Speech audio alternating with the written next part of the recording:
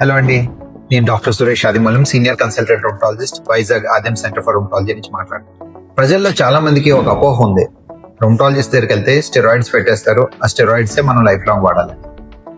ఇది చాలా పెద్ద అపోహ అండి. బేసిక్ గా స్టెరాయిడ్ అనేది ఒకప్పుడు మెయిన్ స్టే ఆఫ్ ట్రీట్మెంట్, అంటే అదే మెయిన్ కారణం ఉండేది ట్రీట్మెంట్.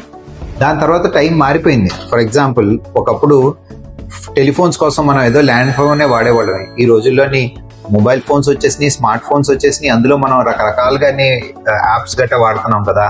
అలాగే మెడికేషన్స్ లో కూడా చాలా మార్పులు వచ్చింది, చాలా డెవలప్మెంట్ వచ్చింది.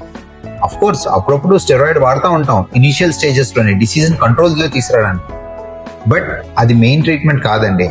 అండ్ ఆల్సో స్టెరాయిడ్ ఏమీ పాయిజన్ కాదే.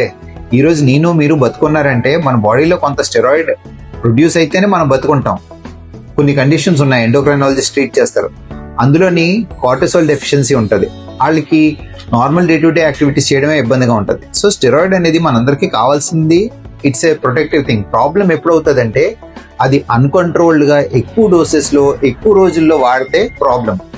సో నేనేమి స్టెరాయిడ్ మంచిది అని చెప్పట్లేదు, but definitely it has its uses. ఇప్పుడు ఒక చిన్న పిల్లోడికి నైఫ్ ఇచ్చామనుకోండి, కట్ చేసుకుంటాడు. అదే ఒక షెఫ్ గానీ ఒక సర్జన్ గానీ నైఫ్ లేకుండా పనిచేయగలుగుతారా? అట్లాగే స్టెరాయిడ్ కి యూజెస్ ఉంటుంది. అది కరెక్ట్ పద్ధతిలో, కరెక్ట్ డోసెస్ లో, కరెక్ట్ అమౌంట్ లో వాడితే definitely it is a very useful medication. Thank you very much.